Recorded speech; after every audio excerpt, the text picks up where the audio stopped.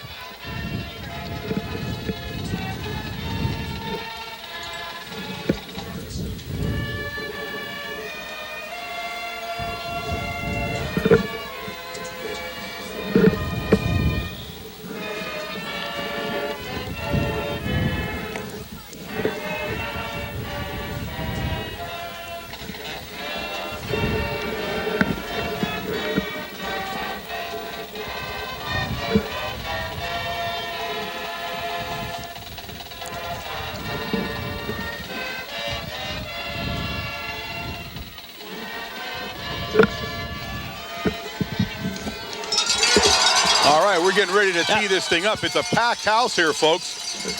Both sides are filled. There are people standing 2 and 3 deep around the stadium here. So everybody who wanted to see a good football game apparently got here and is going to get to see one.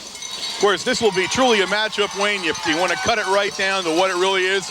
It's Evan Crakey against number 25, John Veach. Yeah. And you know, you watched 12 games of football here and you watched 4 years of John Veach. I don't need to tell you what he's going to do. I don't need to tell you what's going through his mind right now. Well, I'll tell you, the thing that really needs to happen here tonight is the line who have played outstanding football the last 3-4 weeks and really stepped it up into the playoff season, and that is both offense and defense. We have to put pressure on Crakey, and on the opposite side, we have to continue because the last couple of weeks they've done an outstanding job blowing those holes in the line for Ziegler and John Veach, and that's the only way John Veach is going to contain this and control this football game.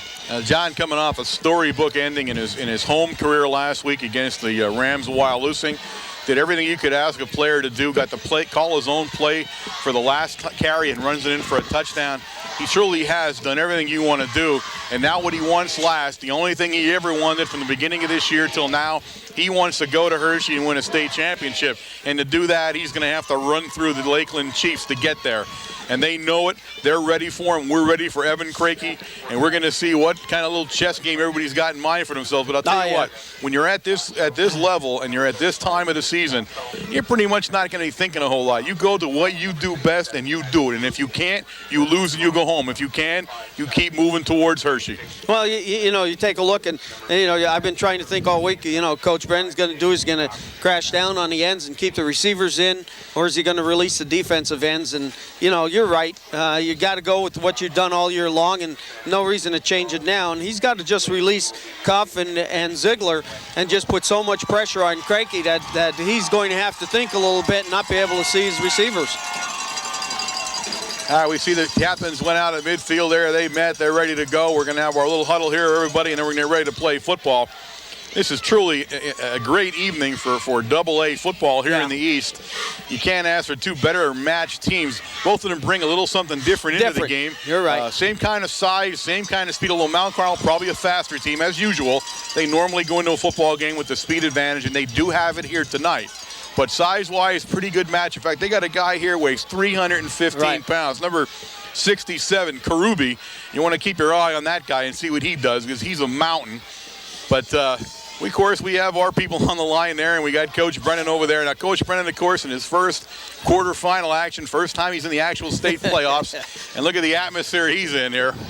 This is not the first time that these two teams have played. Mount Carmel and Lakeland met in 1987. We lost the first one 13-39. They came back in 1990 and won it 40-16. So this is pretty much like the rubber match here. This is it. You know, the winner takes all here. Mount Carmel area will kick off. Medalis, number 1, will kick it off deep. Down deep, you got number 23, Lastaskis. E.J. Lastaskis, number 8, of course, Soxco. He's the guy you want to really keep your eye on. And number 24, Washko. And they're the big guys. We dribble it down in the middle down there, keep it safe. Right up the middle comes number 32 in the lineup for the Lakeland Chiefs, and that's Sean Kazmierski, the big fullback. And he comes right up the middle, puts the ball down at the Lakeland Chief 38-yard line where it's 1st and 10 Chiefs. And let the games begin.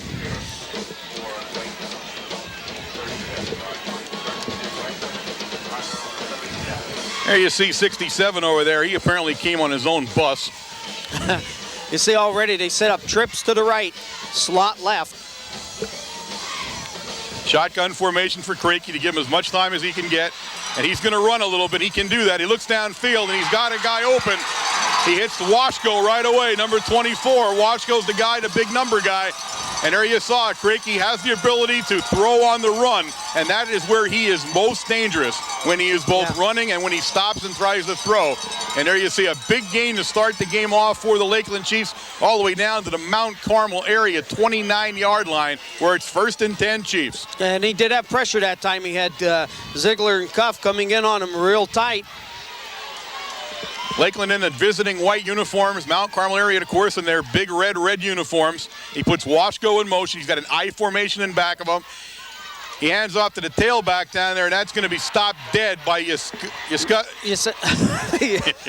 I got enough big names going to me right now.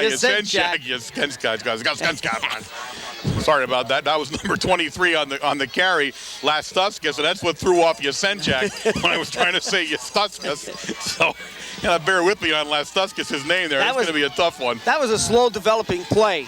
They had the straight dive going to the right, and the quarterback came back. It was a misdirection play, and they had the running back going to the left, and Yasenchak, Vincey just came right through. Brings up a 2nd down and 12, a loss of 2 on the play for the Chiefs.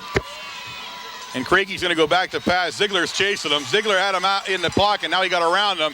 He looks downfield, and he finds the big guy, number 8 down there. That's Soxo. And Soxo has enough for the first down as he pushes the sticks.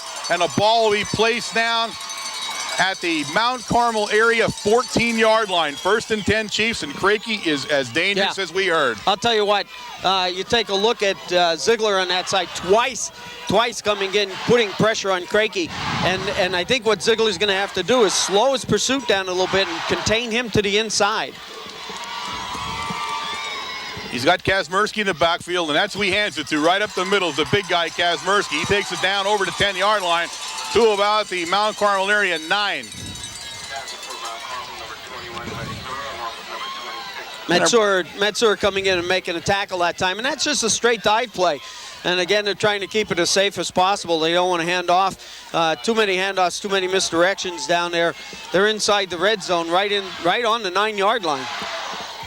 2nd down and 5 now for the Chiefs as Kazmersky picks up 5 on the first carry.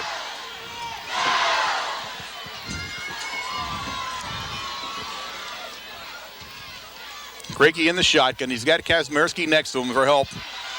Under a lot of pressure this time.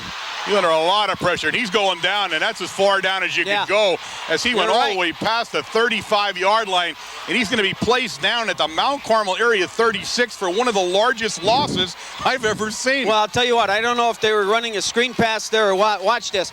But Brown comes in, Swank comes in, and I think it was Booker.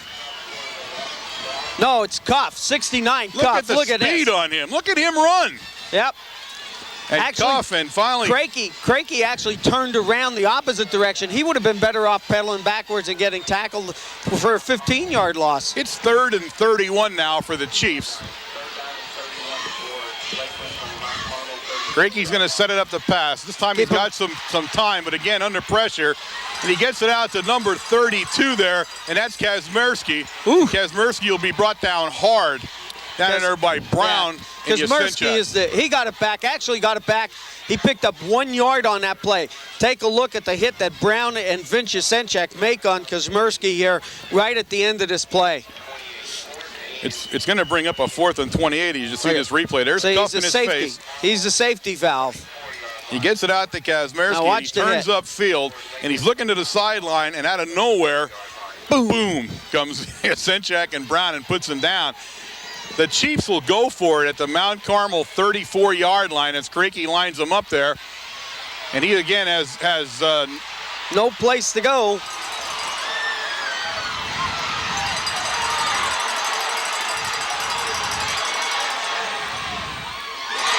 Drops it down at the 15. That was Kazmersky after an absolute scintillating run, but the flag went down, and that's a clip, guys. Yeah. You can't run around that much without having a clip on the play, and he finally got one. But there you see, that's a microcosm of what Evan Crakey is going to do tonight.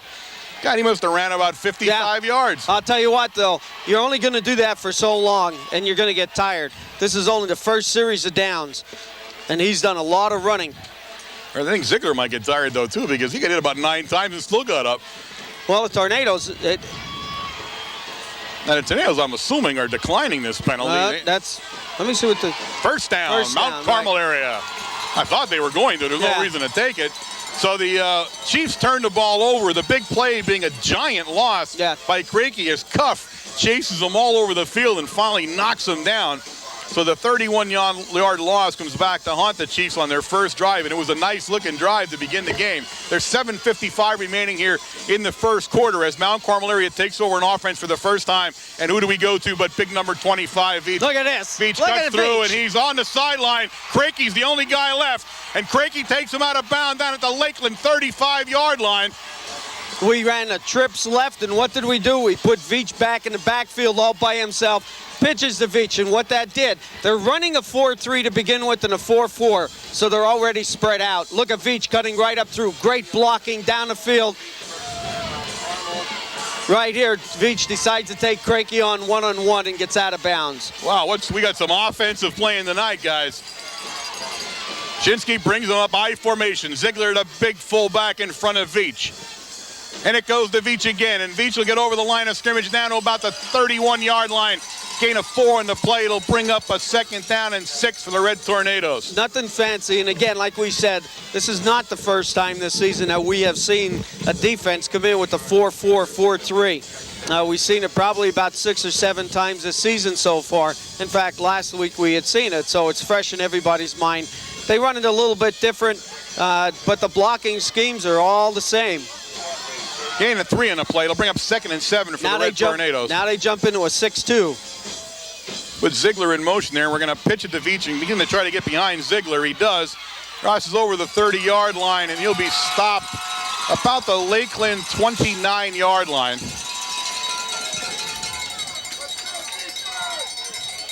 It'll bring up a 3rd down and about 4 for the Red Tornadoes. Again, they jumped out of their 4-4, jumped into a 6-2 defense. They're keeping everybody tight to the inside, and they're having good pursuit. Their cornerbacks are coming up very quick and trying to make the stop at the line of scrimmage. 3rd and 4, ball at the Lakeland Chief 27-yard line, where Shinsky brings them up.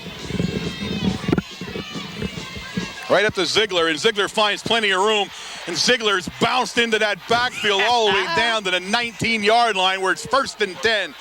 Down to the 14-yard line. I'm sorry, down to the 14 as he got loose in the secondary, Yep. Wayne. Well, what we did, take a look here. We shifted Veach to the opposite direction, and we bring Ziegler off tackle. And we've seen Ziegler a number of times last week break it off tackle and pick up a lot of yardage, enough here for the 1st down.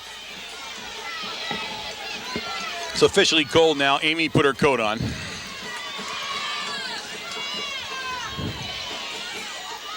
This time we hand it to Ziegler. A mix-up in the backfield, and Ziegler's still picks up. Ziegler's going to pick up about 5 yards, and he takes it down to the 9-yard line. That was a new play. That was like, we're trying to fake the ball. No, actually, he stopped and asked Shinsky which way he wanted him to go. Oh, okay. He had enough time to stop and talk about that one.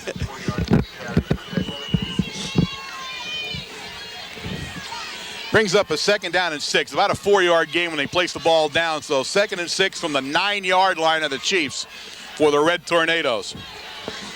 And this has been one heck of an opening period here in this 2A quarterfinal championship football game.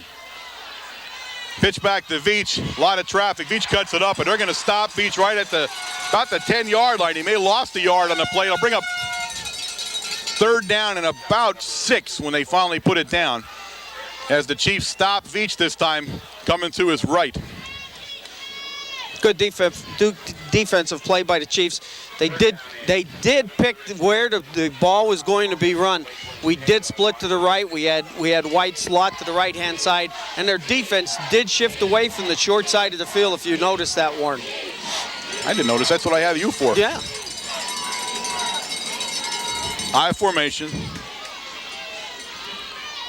This time we go to Veach the other way, and Veach all the way down, and Veach struggling for yardage, and he brings it down to about the 7-yard line of the Chiefs, where it's going to be 4th down and about 3, it looks like. All right. Yeah, nothing fancy, just a straight dive play. We have Ziegler leading through the hole. We have number 50, Matt Booker, pulling and kicking out the end.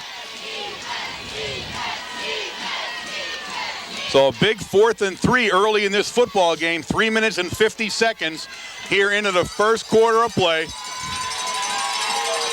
And Mount Carmel area lines up in a split backfield, and now Veach will move over the other side of the split backfield.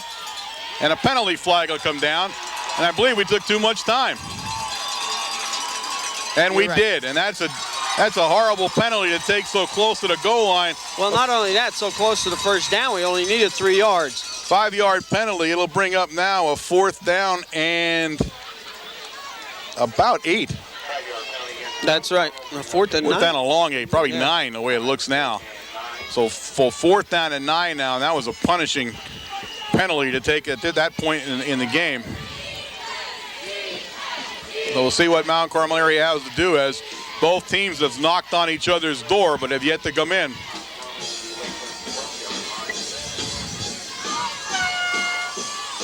And Shinsky will pass. And he's looking around there, and he's got number 2 down there, but it's broken up by Saxo. So Clea is down by the goal line, but Saxo breaks it up. The Chiefs turn the Red Tornadoes away, and now both teams go down inside the 10-yard line, and both teams get turned away. Well, the Tornadoes having a little bit more success down around the red zone. They did move the ball down to the 4-yard line, 5-yard line. Crakey had a little bit of difficulty with the pressure, the amount of pressure that we had put on him. This time he goes in a straight eye, and he gives it to Saxo right up the middle, and Saxo is going to get up to about the 15-yard line. Not the 14-yard, about 15-yard line. Yeah, just a straight dive play, leading blocker. They were trying to go over the big guy, Pat Karuba. He's 315 pounds there. They tried to go up over him. It's a 2-yard gain on the play, so it'll bring up a 2nd down and 8 from the 15 for the Chiefs.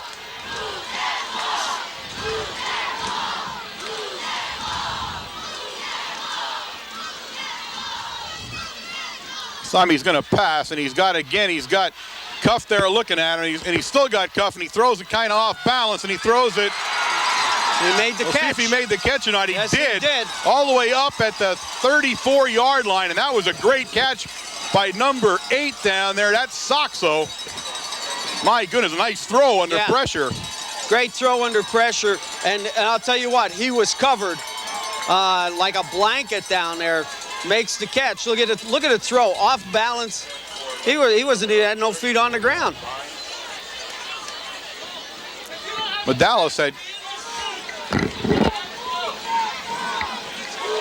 Medallis had great coverage.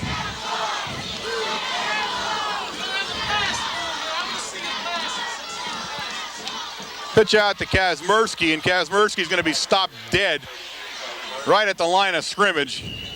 Brought down there by Brown, Booker, Matsura. I guess we'll give him a yard on that one. It's going to bring up a 2nd down and 9, but it was a short yard. Tell you what, we have great coverage on any of the running plays here. Although you take a look at Crakey, every time he goes back to pass, he is under a lot of pressure. I mean, we're not giving him much time to set up. He's an excellent quarterback. He's got Saxo split out way to his left in that shotgun. He's going to look to run a little bit. And this time he finds Saxo, and Veach brings them down. Clea had the coverage, but again, a great throw and catch from Crakey to Saxo, and that is a deadly combination in the air tonight. That's just a straight run right down the hash mark, and it's a timing pass. You're looking for the ball and cutting across the center. Take a look. So 1st and 10. Saxo takes it into Mount Carmel area territory. The ball sitting at the Mount Carmel area 36-yard line, and the Chiefs are on the move again. That time, Crakey stayed in the pocket. If you notice, he stepped up into the pocket. He looked like he was going to run the ball.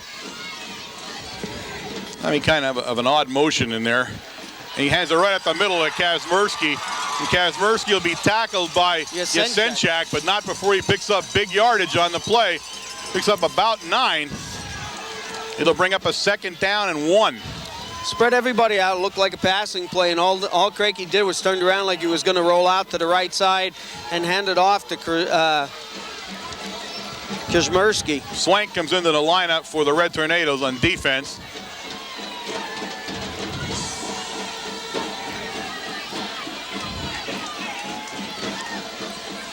They're going to pitch it out here to number 5, and he's a new guy in the backfield. That's Rogowski. Jake Rogowski will pick up the 1st down for the Lakeland Chiefs, and the ball will be placed down at the Mount Carmel area 23-yard line.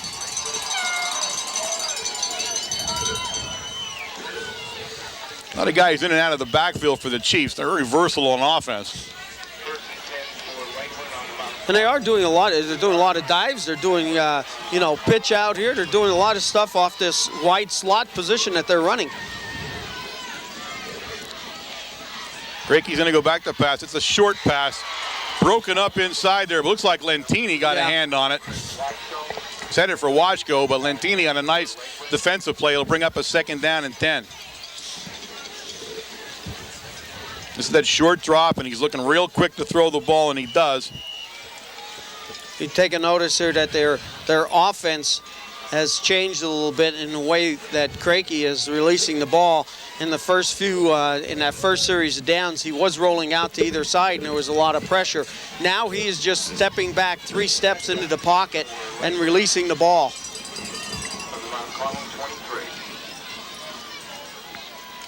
Kazmersky up the middle, and Kazmersky is going to be brought down in there by Yasenchak, the linebacker.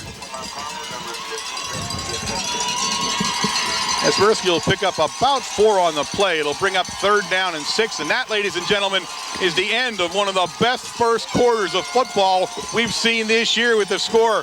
Mount Carmel area 0, the Lakeland Chiefs 0. Boy, what an offensive display on both sides of the field. You got Veach running up and down the field.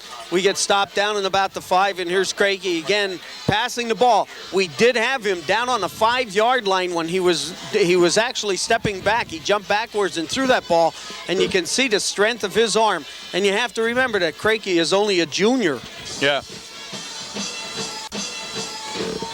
Gives me a chance, ladies and gentlemen, to remind you, you are watching WKMC TV, the broadcast arm of Mount Carmel Area High School. You are catching us every Wednesday night at 8 o'clock on Channel 13, courtesy to Service Electric Cable System, and we are an instructional fixed television service. And ladies and gentlemen, at 7:30 in the morning of every school day, WKMC TV is live in your living room on Channel 13, 7:30 of every school day.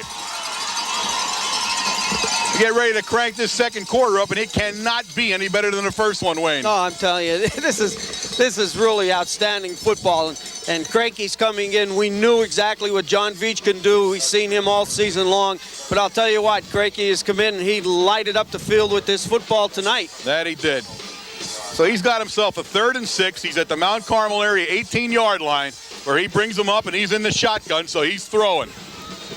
Ooh. A high snap that time. He has some room, but Cuff says no, along with Booker. And Crakey goes down hard. He'll pick up a couple of yards on the play, but not enough for the first down. No. It's going to bring up a 4th down and about 4. And this is what the other thing that we heard about Crakey also, that he can run the ball. He can find a spot, find a hole in the pocket, and release through. But Cuff had smelled it, and so did Booker. So a big 4th down play, 4th and 6. It's not 4th and 4, 4th and 6. He didn't gain any yardage on that play. Again, what they need to do is the Tornadoes need some good defensive backfield work tonight. He gets Soxo in motion there and brings him over to the left. Quick drop, flag down. He's looking for Soxo in the end zone. He had Clea covering him. Good coverage by Clea. The flag went down almost instantly as the ball was snapped, and we're waiting to see what the call is. It's going to be an illegal shift against the Lakeland Chiefs. So that'll push the Lakeland Chiefs back a little bit further, and they'll still be 4th down. You see on their offensive plays, they are trying to isolate one-on-one on any of the defenders. We will decline here. Oh, I'm sorry, I didn't know we had the ability to. We do. We decline, and we'll take the ball over on about the 17-yard line. So once again, another one goes down, and you don't get inside there. Once you get down to the 15, 18-yard line, things get tough. These defenses are stiffening, but they're being run all over the field at the moment on both sides. As Shinsky brings up the Red Tornadoes starting from his own 18. 1st and 10, and he looks to pass, and he's got Clea over there. And Clea will catch the ball around the 21-yard line, 22-yard line. And again, all that was just a hookup. Just trying to loosen up Dave's arm a little bit. We don't want anything deep. We just have Clea going down, breaking to the outside past the hash mark, and a nice little pass. Pick up of 5 yards.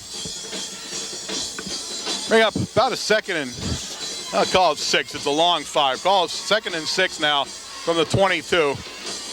Niski's got Ziegler right in back of him. Now he's going to bring Veach back Veach. the opposite Veach goes direction. the other way, and Veach will take it up over the 25-yard line, close to the 26-yard line, where it'll bring a 3rd down and about 2. Great misdirection play by the Tornadoes. I didn't even see who. Looked like number 50, Bushel, coming in and tripping Veach up. Bushel was already blocked out of the play, but he was laying on the ground, and he did just swipe at Veach's legs and made the tackle. 3rd and 2 now for the Red Tornadoes. Ball on their own 25-yard line. They give it to Veach. Veach will have the 1st down and then some as he crosses over the 30-yard line up to the 31. 1st and 10, Red Tornadoes. I'll tell you what, some great blocking, because take a look at that play. The 2 power blockers go to the left. Veach fakes to the left, and what does he do? He cuts right, and we have the great blocking on the right side there with, I think, Booker's over on that side.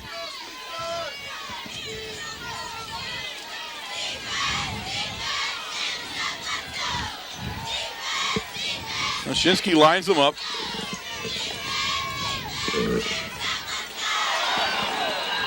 Flags all over the place, so we'll have a penalty. That was a misfire there. The Red Tornadoes will march back 5 yards on that.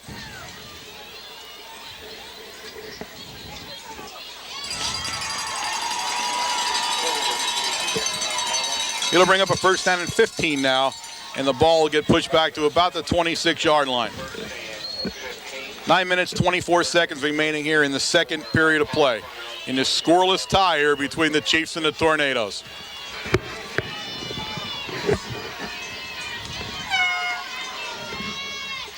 Shinsky looks the pass.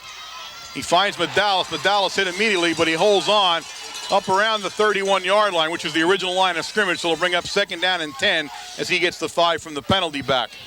Nice hit in there, but Medallis holds on.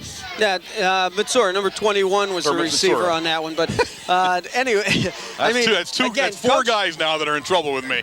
Coach isn't doing anything that you know is going to force anybody here. We just wanted to pick up a few yards, 5 yards, little out passes, and we did it with one side with Josh and then to the other. Veach, and he tries to fool him on the side there, and he gets around the corner, but not much. He'll pick up about a yard on the play. That was a little misdirection again, and we tried to fool him by going heavy to the left and then sending him right. You take a look, though, that's exactly what they did was shifted everybody over to the left-hand side after we made our shift. They overloaded their defense to our power, and what we were trying to do was sneak around the back door to the weak side and seeing if Veach can pick up the 1st down. Brings up a 3rd and 9 now for the Red Tornadoes. A long 9. As the Chiefs defense has stiffened here a little bit in the 2nd quarter. Send Veach in motion. They're blitzing.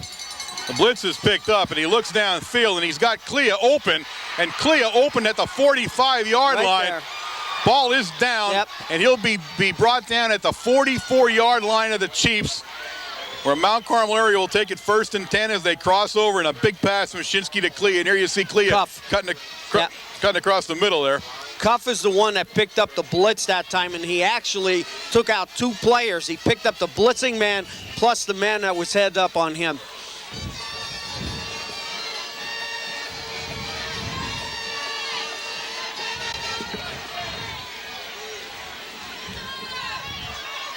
A lot of offense tonight, folks, and we see that double shift again by the Red Tornadoes.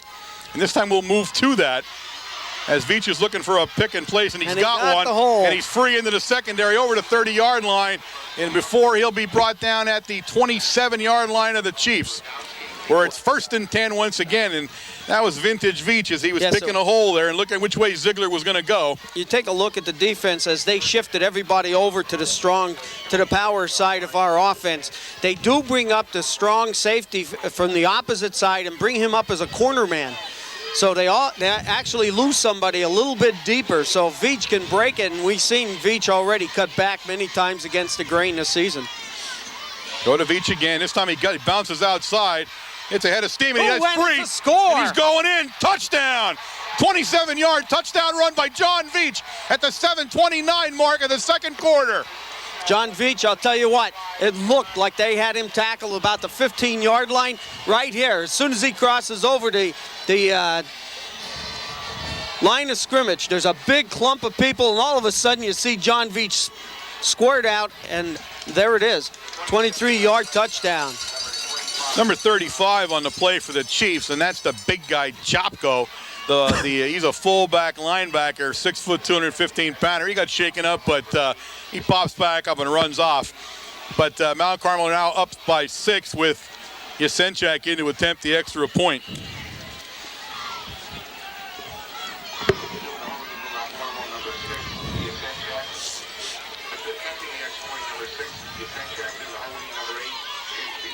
Yasenchak booms it up there, and it's no good as he gets it off. I thought it went in. I think everybody thinks it went in. Even Dave thought it went in. He thought it went over the post. If it goes over the post, it is good. But apparently with the two referees standing underneath, they thought different. I always wonder about that. But at the 7:29 mark of the second quarter here, it is now the Red Tornadoes of Mount Carmel Area 6, the Chiefs of Lakeland 0. What can we say, especially with the interior of that line again? We got number 55, Dave Shoppy. Number 69, Nick Cuff. Number 50 to center, Randy Swank. Matt Booker. Number 50 and number 59, Nick Birster. And number 6, the tight end, Vince Yasenchak, blowing some holes in the right side of that line on that whole drive because it seemed like we were running down in that direction the whole time, right from when John Veach broke it up in the center. So Medalis will tee it up and kick off to the Chiefs. He'll have that same group down there, 23 and 24, Lastoskis and Walshko, along with number 8, Sosko. He's got a 5-letter name that I probably have said wrong about 22 times now. Soxo. he needs another letter in there somehow. This time we boom it down there. Nice kick, Matt. Goes down to Washko, 24. He's the dangerous guy if he gets outside, and he does. Outside. And Veach brings him down, but not before he gets into Mount Carmel area territory at the 48-yard line, and this game just will not quit. Tell you what, now you know why John Veach is there. Yeah. He's there as a safety man for that reason. We had a miscue there someplace because there was no intent for that runner to go any place but around the end, and he kicked to the outside. So Crakey brings him up down 6-0 now, and he's been nothing but spectacular so far tonight in this game.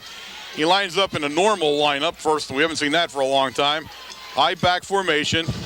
Quick toss, and he kicks it over to, he got it over there to 87 there. Kavanaugh, the tight end, and Kavanaugh got whacked. Yeah, Lentini said hello to him very quickly. Ooh.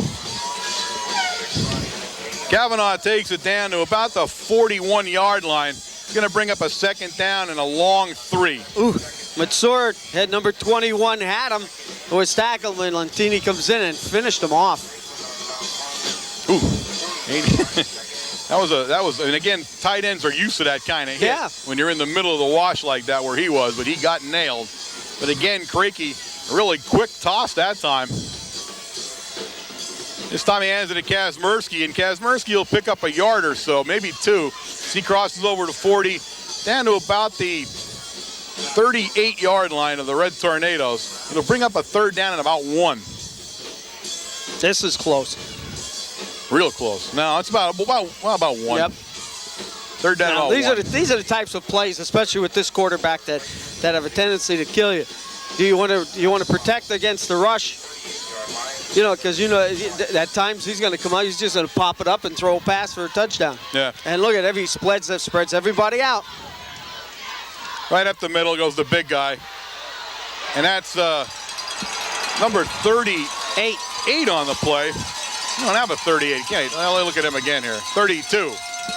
No, that's 32. Kazmersky. I'm sorry. The big guy. That was 38 for a second. Kazmersky picks up the first down at the Mount Carmel area 32-yard line where it's 1st and 10 Chiefs. Yeah, Ziegler had a hit on him in the backfield and just could not hold on to him. Brown comes over, makes a hit, and Dillo takes him down. Sends Soxo in motion. And right up the middle this time. Kazmierski's carrying again. He'll take it down to about the 30-yard line for a 2-yard gain. Bring up 2nd down and 8.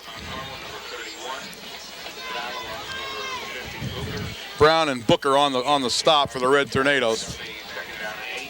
They're running a lot of trips left and, you know, setting up. They're passing from that formation, but also they're doing a lot of running from it also, hoping to catch the defense spread out enough that Kazmierski can squirt through for some yardage. Split backfield, usually a passing move for the Chiefs. It is. He looks over at Walshko. He tried to isolate Walshko on Veach, and he did, but Veach made a great tackle. And Walshko will be put down about the 24-yard line of the Red Tornadoes. It's going to bring up a 3rd down and about 2. You see now all of their passes, and we made the statement before that from the first series, now all the passes for Krakey are 1, 2, 3 steps back, and he's already turning in the pocket, and he's looking. He's not going any further, any further back, 5, 7 steps. He's getting pressure. He's staying inside that pocket. So he'll line him up. It's 3rd and a long 2, almost 3 yards for the 1st down. He goes with the I formation with Kazmierski there. And Lastaskas behind him. Throws an option play out there, and he's got Lastaskas on the option. As he's looking around, he'll be brought down, but he'll pick up the 1st down inside Mount Carmel area's 20-yard line all the way down to the 16. And that's the first we saw the option tonight. Yeah. They do everything on offense. Yep, and all from the same formation, too. There we release Ziegler onto Krakey, and Krakey automatically pitches. Now, he had to pitch quick that time. And what should have happened is that the defense should have closed in a lot quicker than what it did. 3 minutes and 44 seconds remaining here in the first half of play. And the Chiefs are knocking on the door again as he stops to talk to everybody in a full house backfield now. But again, he shifts all over the place. Right up the middle goes Kazmierski, and he takes it down to the 10. Bring up a 2nd down and 4. Again, their shifting is spreading everybody out on the field. They had wide slots, both right and left. And again, that thins out your defense. And if Kazmierski can break it through the line of scrimmage, he's looking for extra yardage there.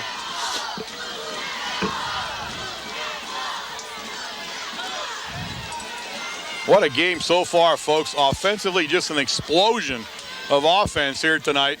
Mount Carmel area clinging to a 6-0 lead. And again, the Chiefs are doing everything you could do on offense and then some. There was about 97 formations in the first half alone. And Krakey's looking to pass, only this time Cuff is on him again. And Cuff can't catch up to him, but he throws it into the... I thought it was intercepted for a second there. Dillo nearly intercepted the pass. Veach was there too. As Dillo and Veach, as Krakey made a dangerous throw into the end zone that time. Yeah, he was being chased by Cuff right off the bat. Cuff pushed him back to the inside. Krakey was trying to get to the outside. And take a look at Cuff here, trying to run him down. Brown now takes chase. But look at Krakey.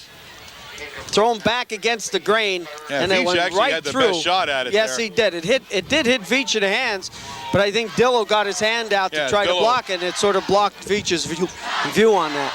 So 2 minutes and 36 seconds remaining in the first half. It's 3rd down and 4. The ball in the Mount Carmel area, just outside the Mount Carmel area 10.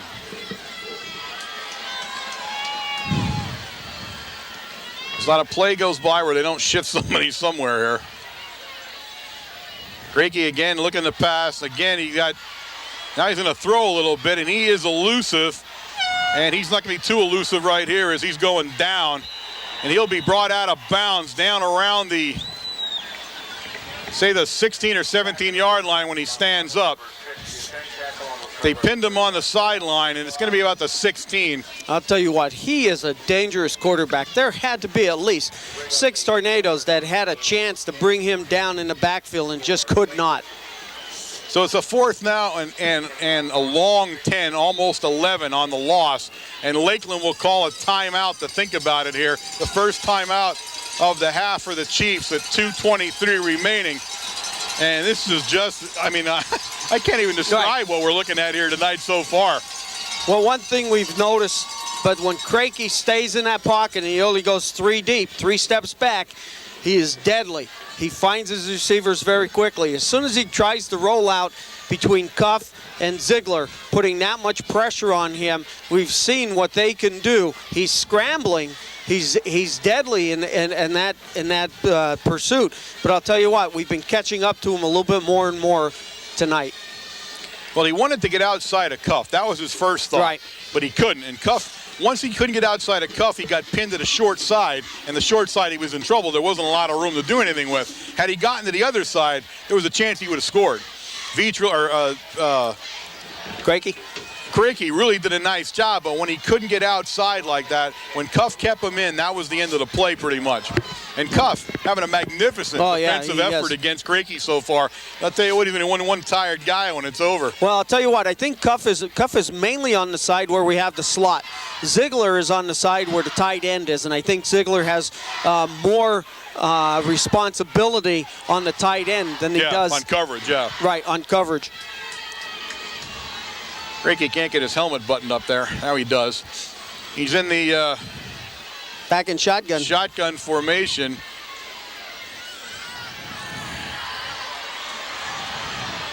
Flag down. He's trying to get it down there to Washko around the 3. A flag went down. It's going to go against the Chiefs, I'm sure.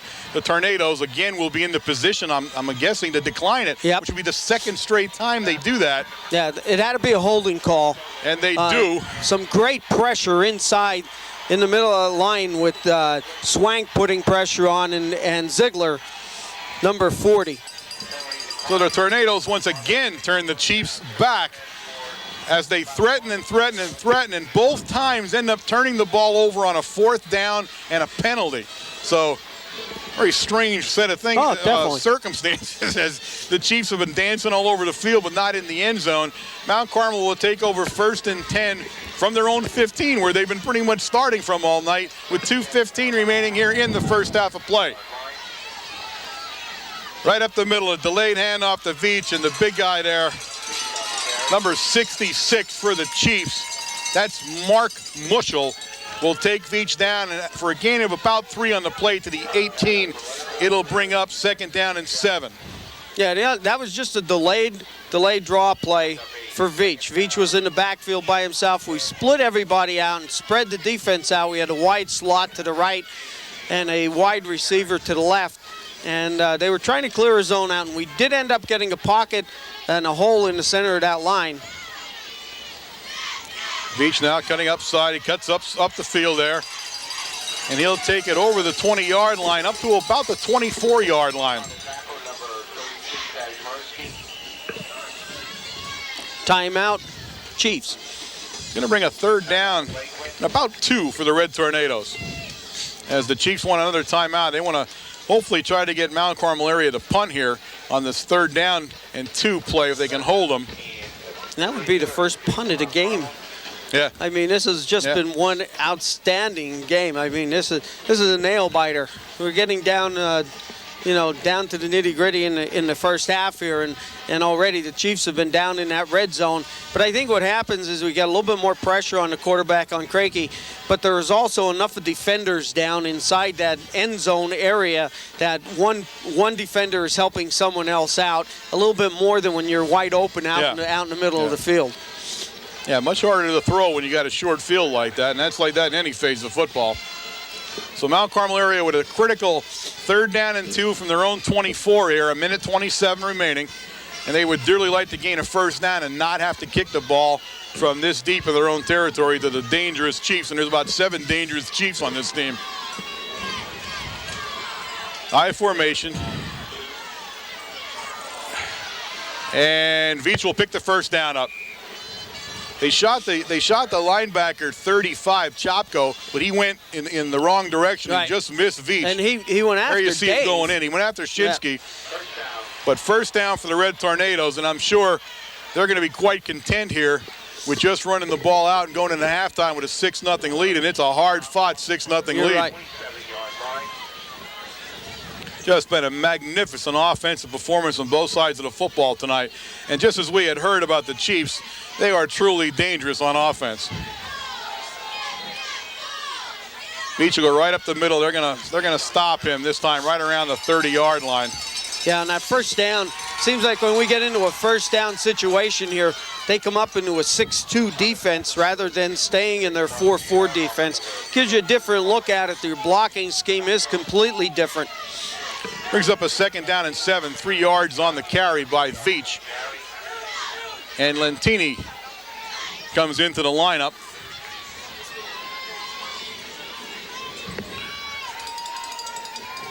Lee comes wide left, Lentini the other way, and Veach in motion this time with only Ziegler in the backfield. And Ziegler will cross over the 30, pick up about 2 yards on the play. There's 13 seconds remaining here in the ball game. They're in the ball game in the first half. And they'll place it down, and the Red Tornadoes are going to let this one just go as they'll go into the locker room at halftime leading the Chiefs 6-0 in an absolutely all-around, just unbelievable, indescribable football game. Stay with us, stay with our sponsors here right now, and we'll be back shortly with what should be some of the greatest first half stats we've read all year.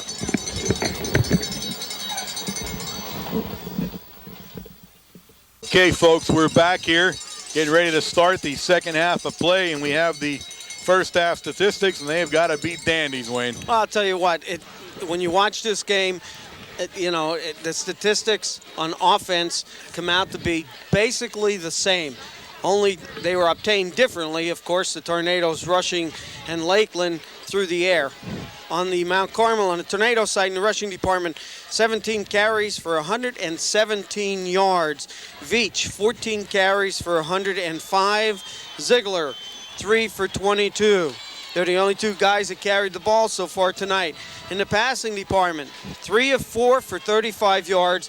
Clea, 2 for 30, and Matsura, 1 for 5. First down, 7. Tornadoes possession 3 times during the first half. On the Lakeland side, the rushing department, 15 carries for 15 yards, and that's one thing that we knew about them coming in, that they were not a rushing team.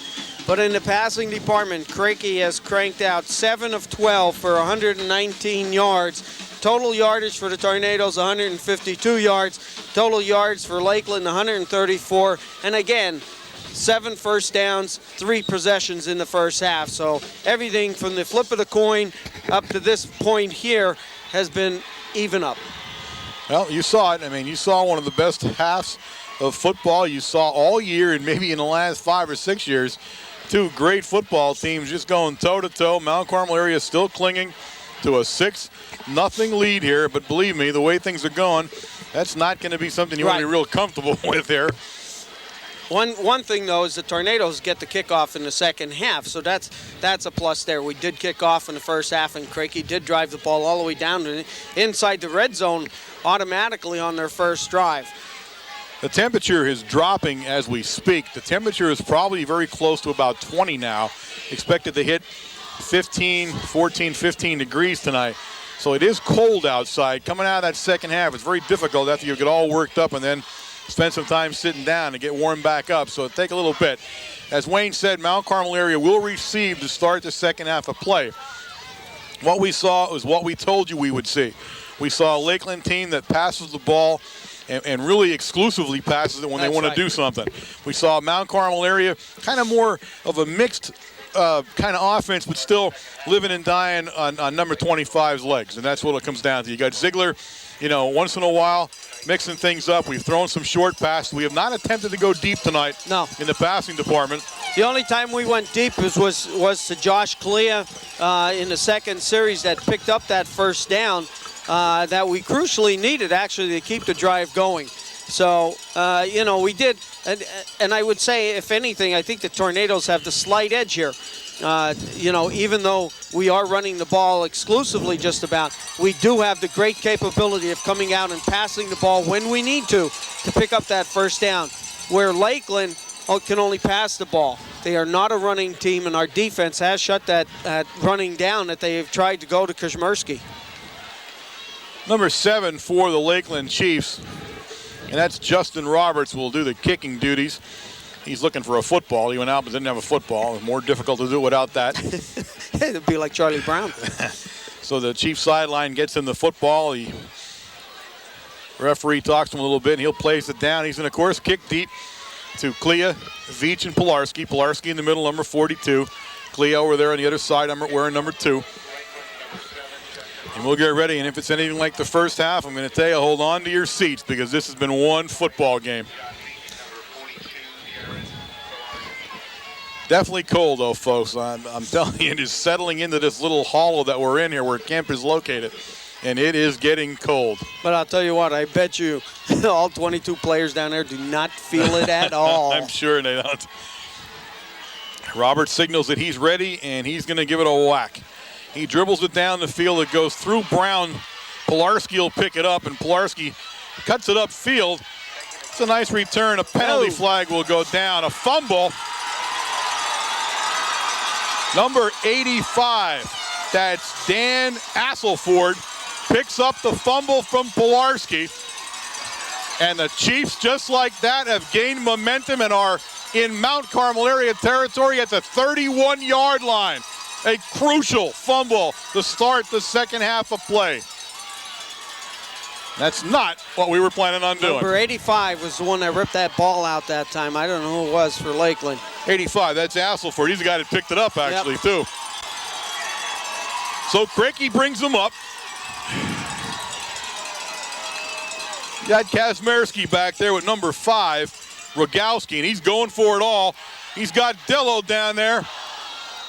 Soxo had Dillo beat a little bit, but the ball over Soxo's head as they went for the whole ball of wax instantly that time. Yeah, he'll bring up 2nd and 10. You see he keeps his two backs in there real close to him because of the pressure and goes back in a shotgun formation. He took 2 steps back and he heaved it. That was a timing play.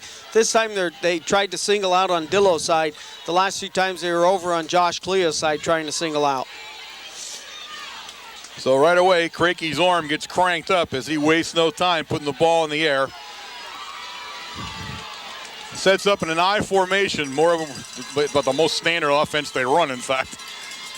He's got Walsko in motion, and he'll hand it off to Kazmierski up the middle, and Kazmierski makes a nice hit there from Matsura, but it'll come down. He comes down about the Mount Carmel area 27-yard line. He'll bring up 3rd down and about 7.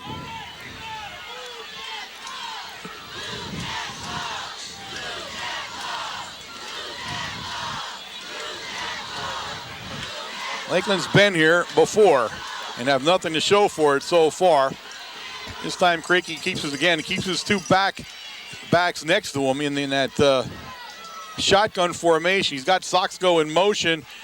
And again, the protection, and this time the protection broke down as Cuff. And Cuff breaks right through the running back all the way back at the 40-yard line. He just mauled him. He just took off in a sprint. Take a look at Cuff coming from your right side here.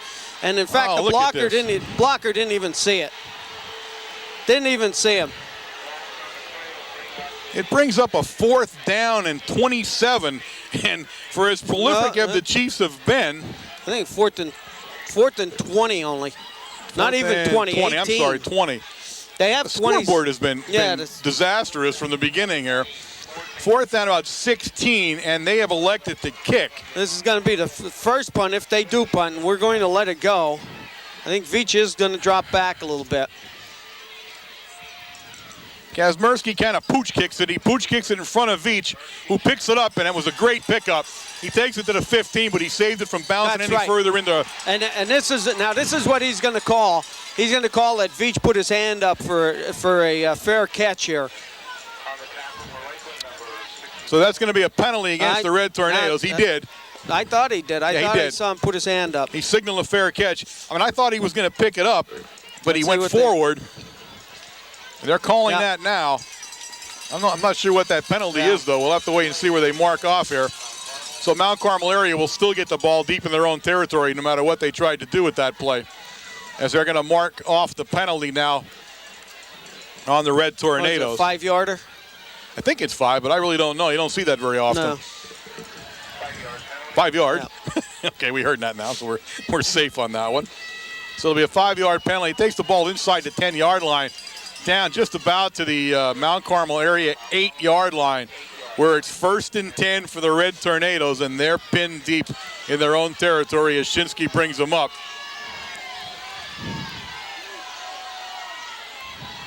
It's Matsura in motion, and everybody goes to the motion as Veach flags fly from over here on the very far sideline. Yeah. A flag went up. I don't know what he saw. I don't know either. We did have a lot, white splits in the offensive line there. Did spread everybody out on the defensive side of the ball. It's a illegal shift. That'll be another 5 yards. Well, not 5 yards now. It'll be half the distance. They declined it. Okay, so they declined. It'll be 2nd and 10. 2nd and 10. 2nd and 10 now for the Red Tornadoes.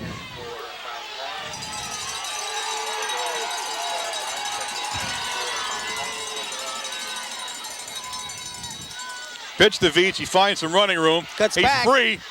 And Veach takes it up over the 20-yard line where it's 1st and 10. Red Tornadoes, and John Veach just pulls his way over the 20-yard line for the first down. Did you take a look at John? John automatically looks to his right here, and he doesn't even follow his blockers. He's seen the seam right here, and he cuts up through. Hey, he was one guy from a touchdown. Yep. One guy from a touchdown on that play as John Veach continues to prove why he's the best of the best at Mount Carmel area. Now with some breathing room at the 9-minute, 35-second mark of the third quarter, and we'll give it to Veach one more time. He'll cut to the sideline and up. Makes it. And he gets up over the sideline. He goes out of bounds. And I can't see where the referee is to show me where he went out of bounds. 35-yard line? Here he is. Now he's going to be up over to 35. Up to the 37-yard line or so, where again it's 1st and 10. Take a look. They think that Lakeland has him trapped against the sidelines, and he puts that burst of speed on, and he picks up extra 5 yards on that. Rogalski finally puts him out of bounds, where once again, had he gotten past Rogalski, that was a touchdown. So Veach now beginning to assert himself here. 1st and 10, Red Tornadoes up at their own 37-yard line as Shinsky brings them up. And we'll go right back to Veach. He makes the cut, and he's into the secondary again. And Veach is running wild. Fumble. Veach fumbles at the 45-yard line of the Lakeland Chiefs, and they recover it. Swatting for the ball. That's exactly what happened. Take a look here. When Veach gets about 10 yards downfield past the line of scrimmage, take a look. They're swatting. 67 right there is the one that swats at the ball. He grabs his arm, and that's where it popped out. Actually, there, it's Crakey that pops it out. Crakey pops it out. I think, well. And Soxo, following the ball, Soxo picks it up. So Soxo recovers the fumble, and the Chiefs now have another break and more momentum on the turnover from the Red Tornadoes as they're now 1st and 10 from their 45-yard line.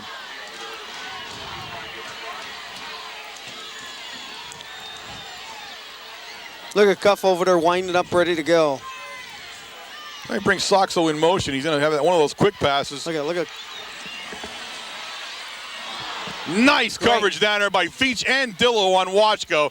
Dillo had him covered. Veach reached the hand up and popped it out of the way. 2nd and 10 for the Chiefs. Crakey went down pretty hard that time. A lot of pressure coming in from the opposite side. And the thing there is when Crakey was leaving the ball go, I think it was Cuff that hit his hand. Yeah. And boy, I'll tell you what, there's nothing that hurts worse. Crakey's shaking up now. He's holding his hand now. Yes, He's shaking a little bit. That's the right hand you see him fooling around with there a little bit. He got a nice hit on it. And he's a tough kid. He's staying in the game, but he definitely took a hit to his hand as Mount Carmel area was all over him on the rush. 9 minutes and 10 seconds there from the 45-yard line. Crakey brings him up, and now he goes into the I formation with Kazmierski as the fullback, and he's going to kind of try to get outside of Ziegler, and he did. Ball's up. Guy downfield, that's what they're going to call. Yeah, they are. It's 67, I can tell you who it is already. How he got so far downfield, I'm not sure. Take a look at the two guys shaking hands down there, number 69, Cuff, and number 40, Ziegler. Here's the replay. Watch what happens to Crakey here. Crakey, yep. Yeah, he definitely was downfield. I don't know how he got that far downfield. I'm not sure about what he was doing there, but you can see Cuff. Look at him coming at him. Cuff has been relentless tonight, absolutely relentless. Coach Brennan says decline it. The ball's still sitting at the 45-yard line, and now it'll be 3rd and 10.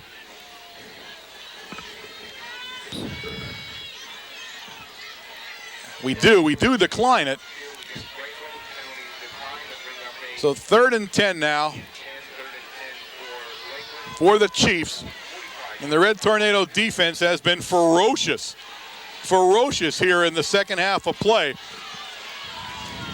And I'll tell you what, Cranky's already looking for Cuff and for Ziegler. Saxo goes in motion again as he normally does. Oh, ball's over his way head. over Cranky's head. Now he kicked it around a few times, and he goes down hard. Matsura whacks him to the ground. Big loss all the way back to the 27-yard line of the Chiefs. And the Mount Carmel area defense is overpowered the Chiefs. And that's what I think the problem is. I think there's so much pressure on the center and also on Cranky at this point in time that they're taking him out of their ball game a little bit here. Look at Ziegler coming in. He's just eyeing him up. But Matsura lays a pounding on him here as he gets there to whack. So they'll kick. Kazmierski will kick now back from his 15-yard line. Remember, they took over on the fumble on the 45-yard line, so they marched backwards here. Small rush by Ziegler. He gets off a kick. It bounces at the 50 and kind of dies dead there at the Mount Carmel 47-yard line, where the Red Tornadoes will take over 1st and 10. But what's the story in the second half? It's defense. Hey, I'll tell you what, they cranked it up 2 weeks ago, and they're still cranking it up, I think. You talk about all that pressure coming out from the outside from Ziegler and Cuff. And you can see Cranky, as soon as he gets the ball, he's automatically looking. If he's going more than 5 steps back, he's automatically looking to the outside. He might be deadly, but it's a little tough throwing the ball 15 to 20 yards off the line of scrimmage. Oh, yeah. Shinsky brings him up, 1st and 10.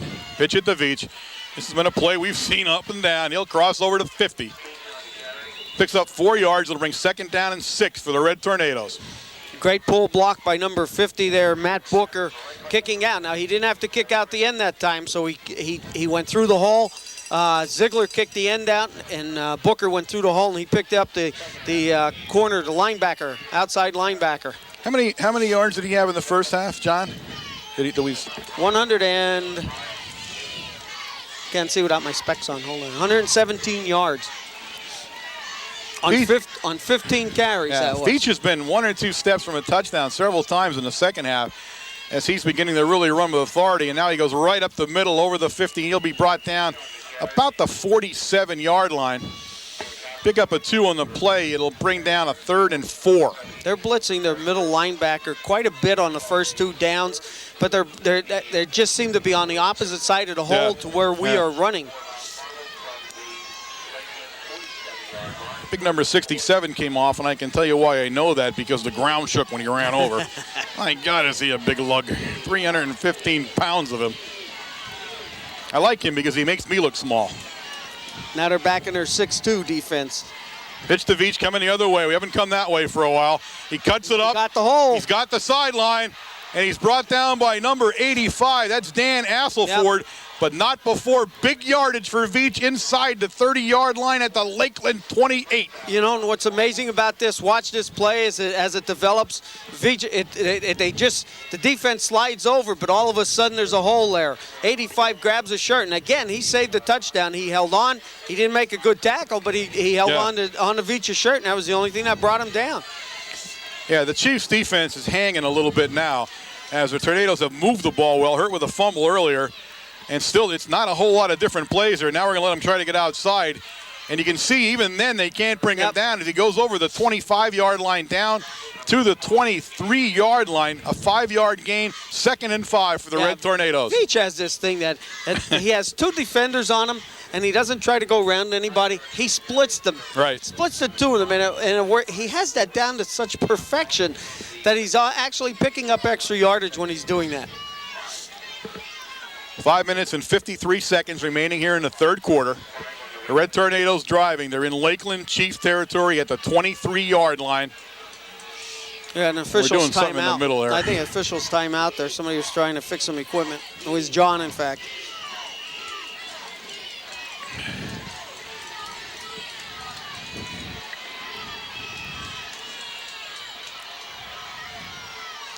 Ziegler up the middle. This time played well down there by big number 64. That's Dom Escrow. He's one of the captains, and he played that the only way you can. He was right in the hole there. It'll bring up a 3rd down and 5 as Ziegler was held to no gain on the play by Escrow. It was a good call. Again, we've seen that work a number of times, but you know, he just stayed in the hole, just stayed in his spot. He didn't chase anything with Veach going to the opposite direction, and he makes a tackle on Ziegler. 3rd and 5 at the 23. Veach will get stopped. He got down to the 20. He picked up 3 yards on the play. It's going to be 4th and 2. 4th and 2 for the Red Tornadoes now, down at the Lakeland 20. Number 60 on the tackle, and that's the big guy, Eric Williams, and he leads the Chiefs in tackles this year. Williams, number 60, so he's a sure tackler. As Lentini leaves the lineup and Clea comes in for the Red Tornadoes. A big 4th and 2 from the Lakeland 20.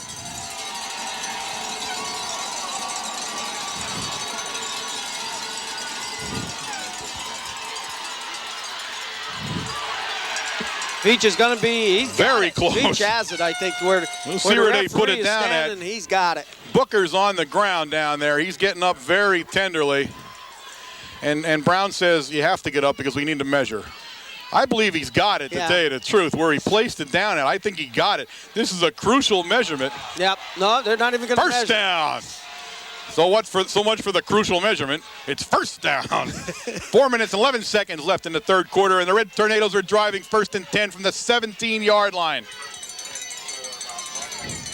I'm excited, but I'm also trying to stay warm. Well, the excitement will do that to you.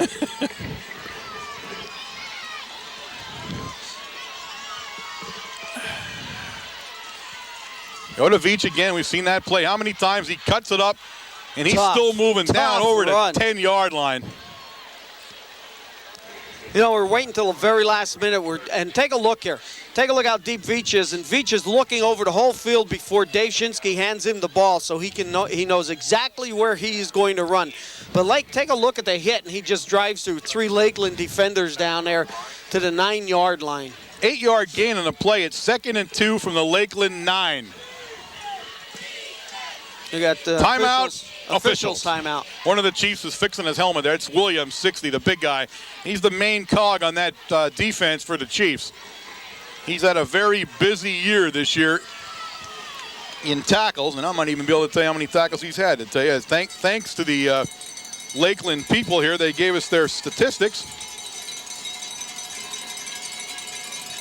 And he's got 58. Right up the middle is Ziegler. And there's Williams. I'm just talking about Williams. 5-yard line. Down to the 5-yard line. It'll be a first down, I believe.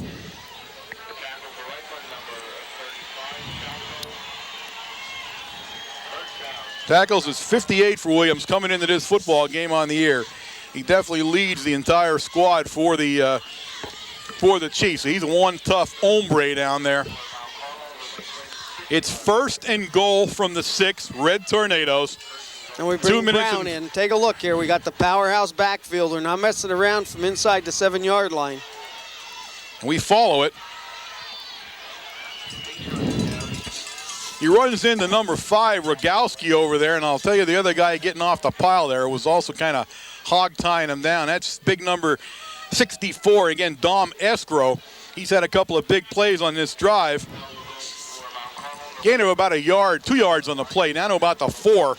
So it's 2nd and goal from the 4 for the Red Tornadoes, as they need to hurry the play a little bit up here now. Now we bring Lentini in. We take Dave Brown out. We go back to our normal I backfield. Pitch of the Veach. Ooh. Fumble. Fumble on the 6-yard line. He got hit hard. I didn't see who hit him. 67 came up with the fumble. I'll try to see the number there as Veach fumbles down at the 4-yard line. He took a tough hit on this one. And there was a lineman that had grabbed him from behind. I didn't see who it was. So the Chiefs take over on their own 5-yard line. Once again, turn the Tornadoes away. Three turnovers in the second half already so far. Right up the middle goes Kazmersky, and he's going to gain nothing. It'll be second down, not even that. He's going to get a yard, I don't think. They're going to bring it back. Second down and 10 still for the Chiefs. As Kazmersky tries to go up the middle and get some room going there. Red Tornadoes moving all over the field, but have not been able to get into the end zone.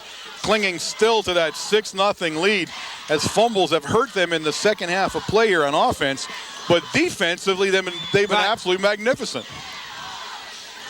And again, one thing right here that you have to be careful of is the tight end catching the ball on a little pop pass. Penalty. No, we got it. Nope. Yeah, I'm not sure who was going to go against. 64 stood up. And somebody tried to call timeout, and then he threw the flag because I think he was in position. He got the timeout. They're going to give him the timeout. Okay.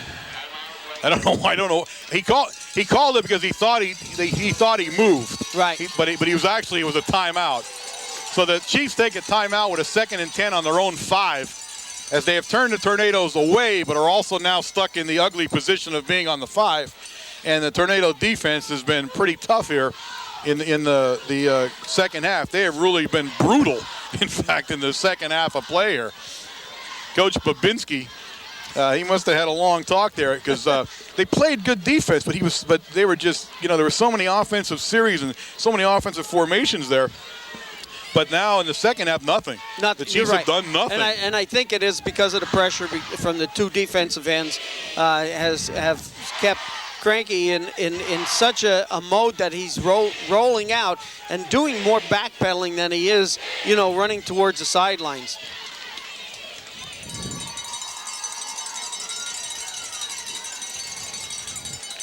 So the Chiefs wander back onto the field there with Cranky in the middle of the group, and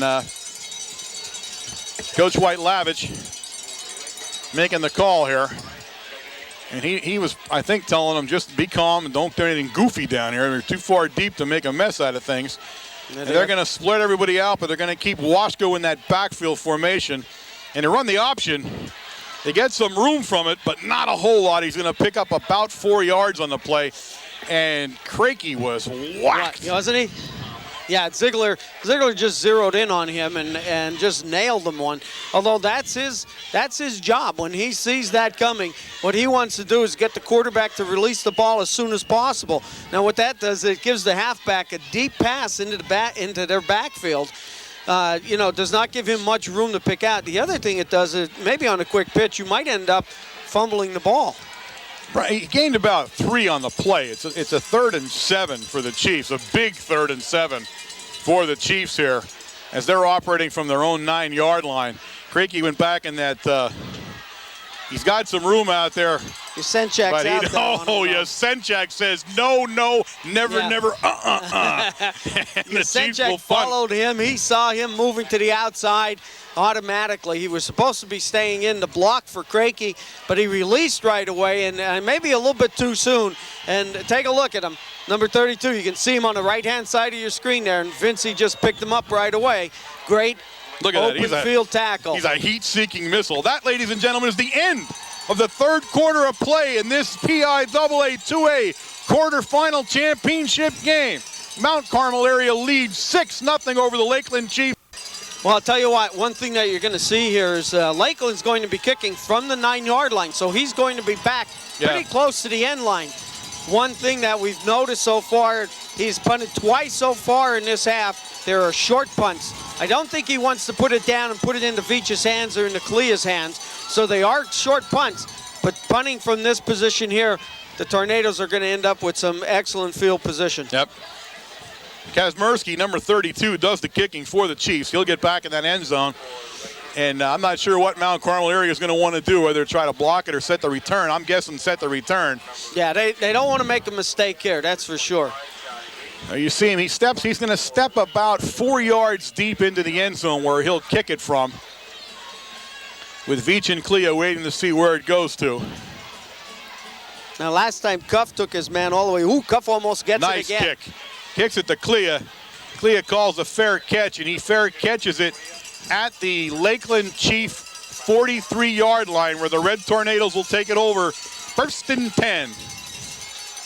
Cuff almost with the block that time again. I'll tell you what, he's been very aggressive tonight, playing an excellent football game, especially defensively.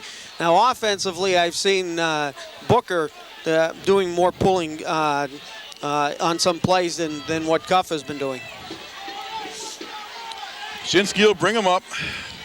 Just beginning the 4th quarter of action here. And we go back to the bread and butter, only Shinsky. I'm not sure where he was throwing that one as he threw it to the big guy, number 67, the large one, all 315 pounds of him on an interception as Shinsky threw it into a crowd. Dave had a lot of pressure that time. It was a slow developing play. If you look, here it looks like it's a fake to Veach, and he steps back, but he never saw the pressure from the backside right there, and that's what jarred the ball loose. Ziegler was open, number 40. You can't keep leaving them in the game, guys. You can't keep leaving these guys in the game here. The ball just over the midfield stripe at the Mount Carmel area 49-yard line where Crakey brings them up, and you can hear the Chief fans in front of us. They feel it.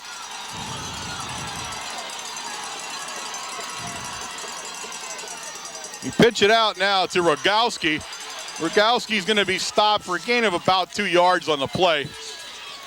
Down around the 47-yard line. He'll bring up a 2nd down and 8 as they pitch it out to Rogowski. We have not seen that offensive play so far tonight for the Chiefs. Well, I'll tell you what, I think they're trying to take some pressure off Crakey here. They have to run the ball. They have to loosen up the linebackers a little bit and show the same formation, come back with doing something a little bit different. We've seen the option play, but, you know, they're trying to. Crakey has taken some nasty hits tonight, and I don't know how much longer he could take them.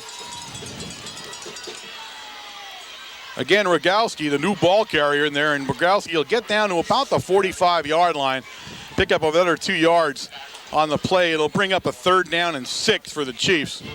He didn't quite get, in fact, to the 40-yard line. So it's a long 6. 3rd down. He picked up about a yard that time. Some good defensive play here. Closed the hole up right away. Ziegler crushed everybody down, and Matsura makes the tackle. Take a look at the white side of the field over here. A lot of places here that Crakey can hit, and they do put a wide slot to this left side. 69, Cuff makes the block. Oh, he is unbelievable. Guys, I mean, Cuff is everything right now. You're right. Anything Cuff has done tonight has been superb. 4th down. Take a look. Right up in the air, makes a beautiful block. He has just dominated the Chief offense, and they're deciding what to do here. And I think they're going for it. Well, they have to decide. No, they're not. There's Kazmierski. They were looking. I don't know why they got so far back there. Well, it's 4th down and 7 from the 45-yard line. Take a look at Crakey standing back there, though. Crakey's the one you have to be careful of. Might be a fake. Fake. No good. Veach almost on the interception, and the Lakeland Chiefs will turn the ball over here at the 10-15 mark of the 4th quarter. Mount Carmel area 1st and 10 down at the Mount Carmel area 45-yard line. Now, one thing is we have 4 turnovers tonight. There's only 10 minutes and 15 seconds left. We have to keep this game in our pocket. Yeah, you can't keep them in the game. You can't do that. You're right. You can't keep them in the game. It's a 6-point lead. We got to play tough. Got to hold on to the football. We have dominated them, but we have not been able to pull away from them. Ziegler alone back in the backfield.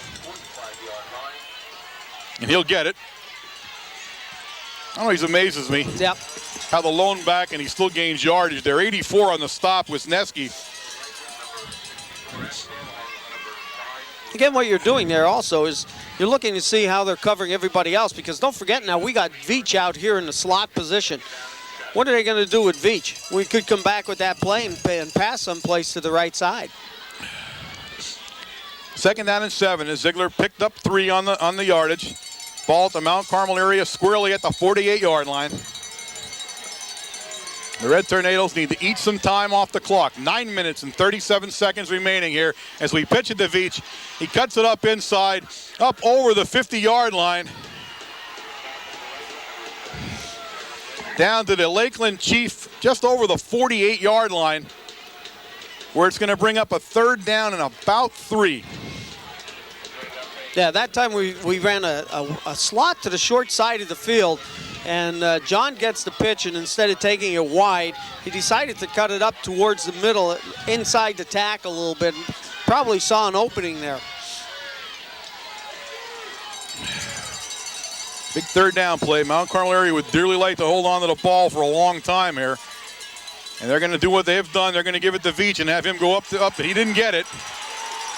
He didn't get it. They're going to stop him about a yard and a half short of the first down. Making a big play in there for the Chiefs and getting off the bottom is 66, and that's Mark Muschel. Big number 66, and the Tornadoes now have to wonder what they want to do. Yeah. And they want to kick. Yeah, you don't want to mess around here, especially with Crakey. Crakey can hammer anything from any point on the field, so you want to try to pin them down a little bit deeper. It gives you more defensive field to work with. Well, Shinsky's going to be back to kick it here.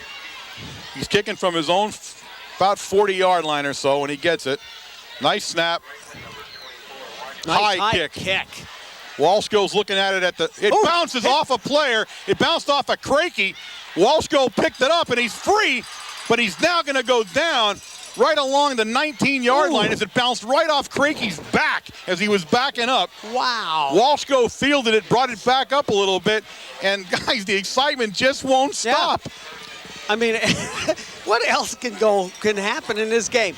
Right off his back, but the thing of it went right to number 24. There's nothing that the Tornadoes could have done that time.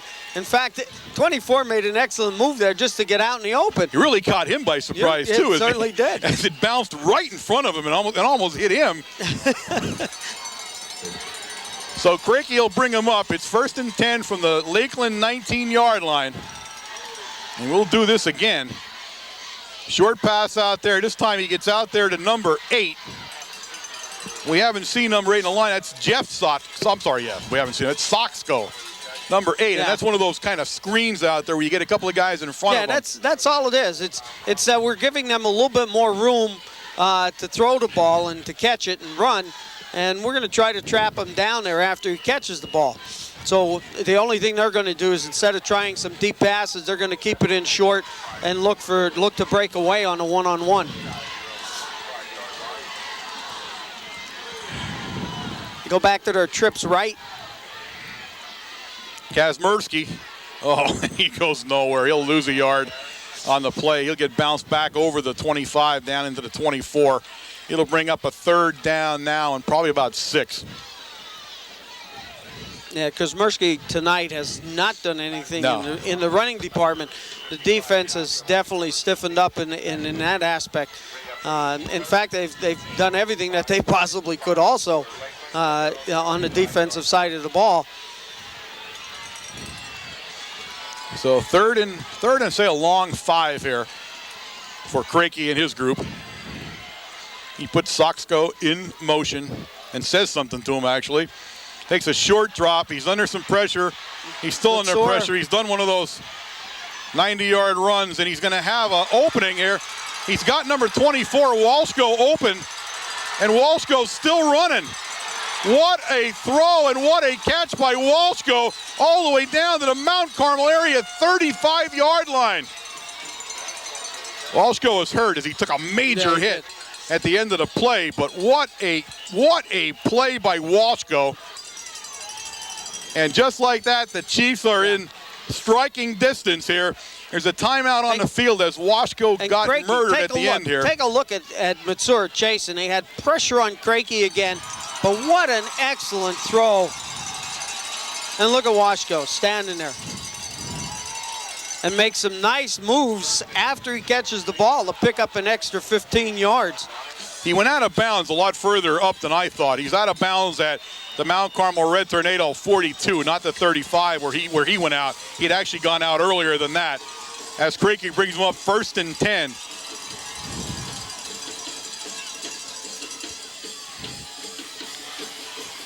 That's number 23 with the ball. That's Lastauskas. We have not seen a lot of him on offense. And he did not get, well, he got back to the line of scrimmage of that.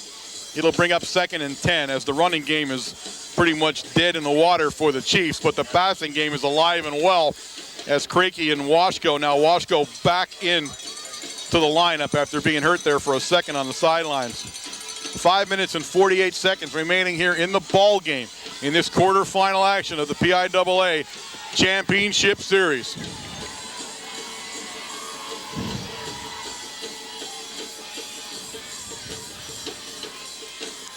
He's looking. He's got some time this time. He looks downfield, and Washko caught it down around the 30-yard line. It's enough for a first down. Nice catch by Washko again, as everybody was around him, and he still caught it. Yeah, he went up. In fact, Dillo was right on him, and he went up over the top of Dillo and catches the ball.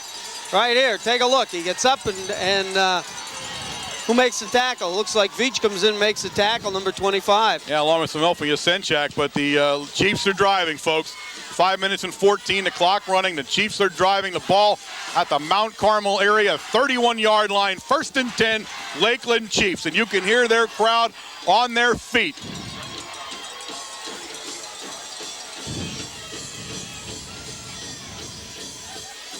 Shotgun formation. He's going to run it this time, right up the middle. Oh!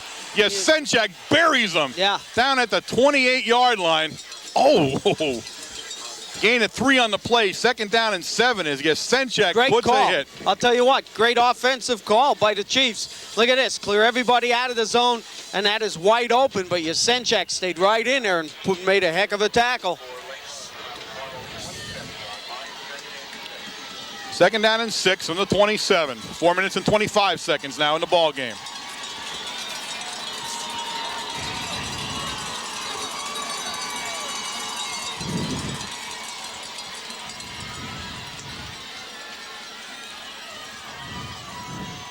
One of those short passes. He throws it out to Washko, and Veach makes a great tackle of Washko down about the 20. Picked up about 3-yard line. 3 yards.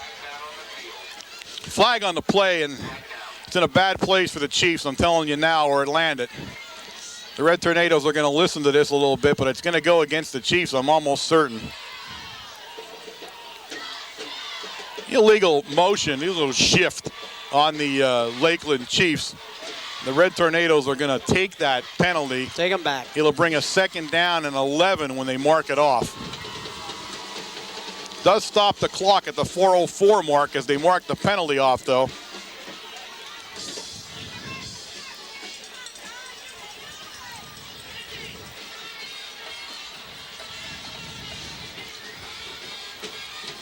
So they'll set the ball back down at the 38-yard line. I wonder why the ball goes to the right hash mark rather than in the middle of the field. I don't know. Can't help you there, Bo. Okay. So it's 2nd down and 11. The ball on the 30. They put it in the wrong. It's the 33-yard line, not the 38. 33-yard line. I'm reading wrong, and they were 1 yard too far. Clock started now. Under 4 minutes to play as I speak. He brings Sotko in motion, then Sotko goes the other way again. One of those quick drops. He looks again. He pumps once. Ziegler nearly had him. He's free on the sideline. And he fumbled the ball. Goes out of bounds. Chief ball. On the 9-yard line. Inside the 10 at the 9-yard line. First down and goal from the 9. Ball came out from the 7. About the 20-yard line and slid up the sidelines all the way up to about the 7-yard line. And Matsur, I think, was the one that had the chance to get the ball. Here you have it, folks. It's the ball game now. They placed the ball at the 8 finally, 7-9. They got it at the 8 now. It fumbled it forward. He took a big hit. The ball squirted out of his hand. And the Red Tornadoes, I believe, called timeout in the biggest defensive series of the game for the Red Tornadoes.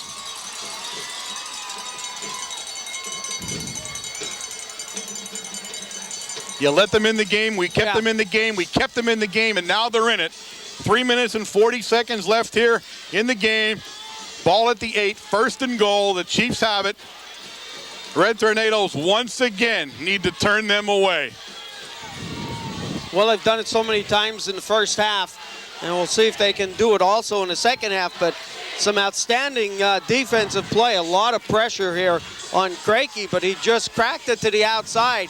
He got around the defensive end over there and squared it down the sidelines. Took a vicious hit down there on the sidelines, and he did fumble the ball, but I think Mitsuru was the only one that had a chance to get to the ball, and it did go out of bounds on the 9. Chiefs head back out for takeover on offense after the timeout.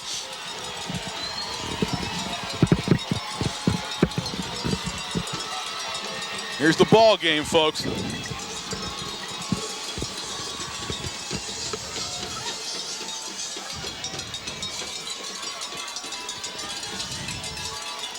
Flag on the play. Down. I don't know what that is. Too much time. Could it be too much time coming off a timeout? Too many guys on the field.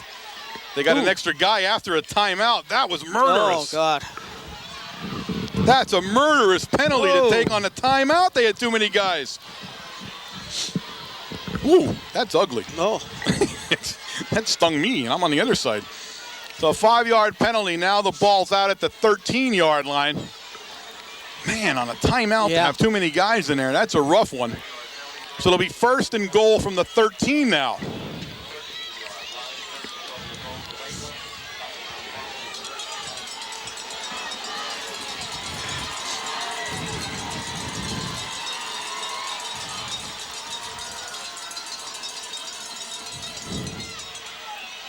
He looks to pass, and he's loose again.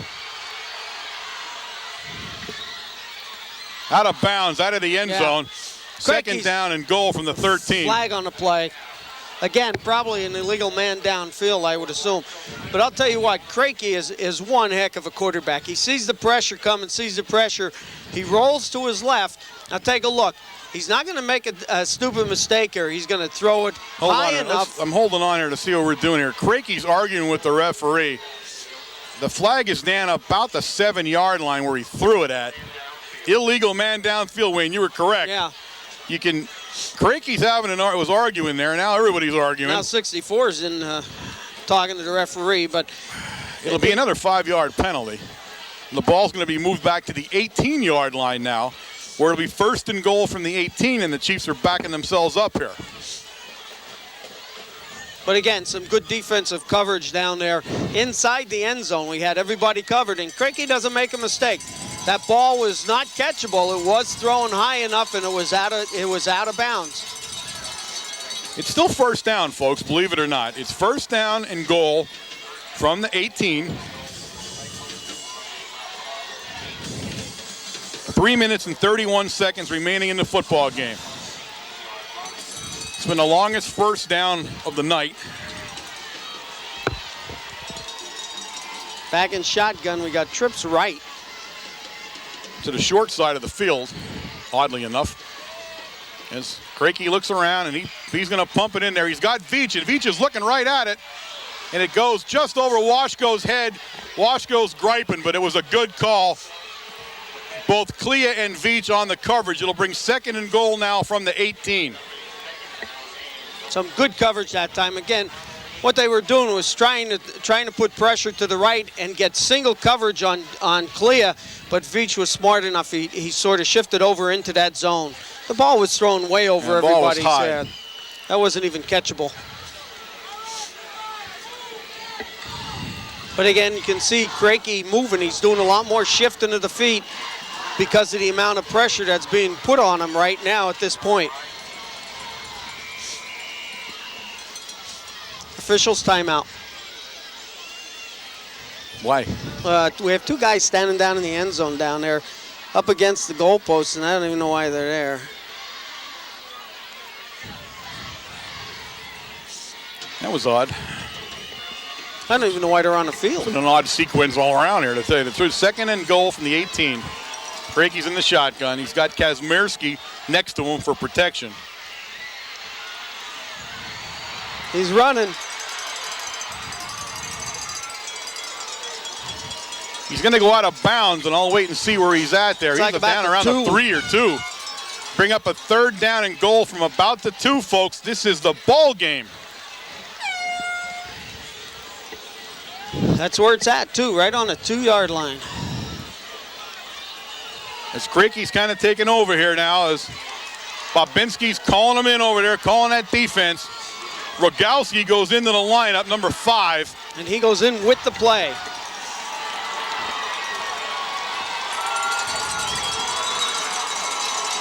Spreads everybody out, right and left this time. Kazmierski's behind him, and that's who he goes to. And Kazmierski's on about the 1. Down at the 1. He didn't get in. He didn't get in. It's 4th down and goal from the 1. He never even broke the plane that time.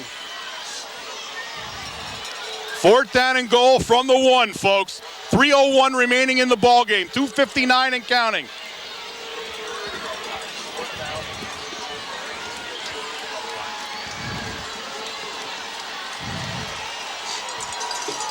It's about the 6-inch line that ball is on.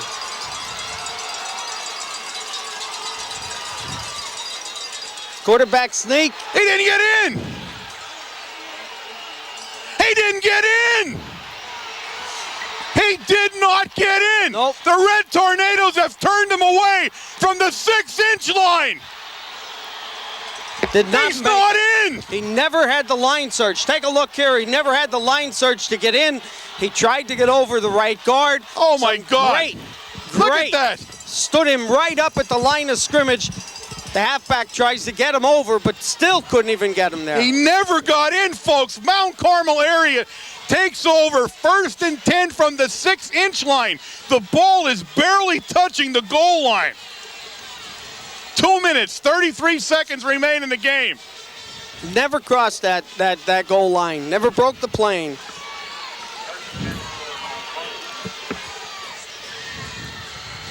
Ziegler just making some room there. Takes it up to about the 1. It's yeah. Not a lot of room, well, but it's a little bit more than the 6-inch line, that's for sure. As the Red Tornadoes trying to get some breathing room here, they would desperately like to get a 1st down here as the clock remains at counting at 2:15 and going. They have to. The ball's actually on the 3, about the 3, a little inside the 3. It's 2nd down and I would say 8, to tell you the truth. They need to gain a couple yards on the play. They still have 10 to go. I guess the down marker on I don't know what's wrong with that. It's been stuck there for a while. Again, Ziegler. And Ziegler, he's charging his way up to about the 8. Good hard running by Ziegler as he gets some room now for the Red Tornadoes. It's going to bring up a 3rd down and 2, about maybe a long 1. Well, no, it's actually a long 2. He has to get over to 10. The 1st down is just over the 10-yard line. Minute 29 and counting. Mount Carmel area clinging to a 6-0 lead. They have the ball down at their, it's a 8-yard line. Bringing everybody up to that line of scrimmage, looking for Veach. There he is. He's out. He's going. Breaks it. John Veach, go. He's going. It's going to be it. A 92-yard run. The Red Tornadoes have won the football game. On a 92-yard run by John my God. Veach. But you see the defense. Take a look at that replay. They took themselves out of the game. They brought their defensive backs, everybody, up to that line, that defensive line. And all John Veach had to do with 11 guys on the line of scrimmage was just break by the line of scrimmage, and he's gone for the night. There goes Krakey right down on his back, and he's gone. John Veach, ladies and gentlemen, John Veach. I've said his name a million times. I'll say it a million more. John Veach. 92 yards, ladies and gentlemen. 92. The penalty flags are for excessive celebration, and who cares? Right. 92 yards with 1 minute and 4 seconds left in this football game. Great defensive stand by the Tornadoes on the 6-inch line that made that play possible for John Veach.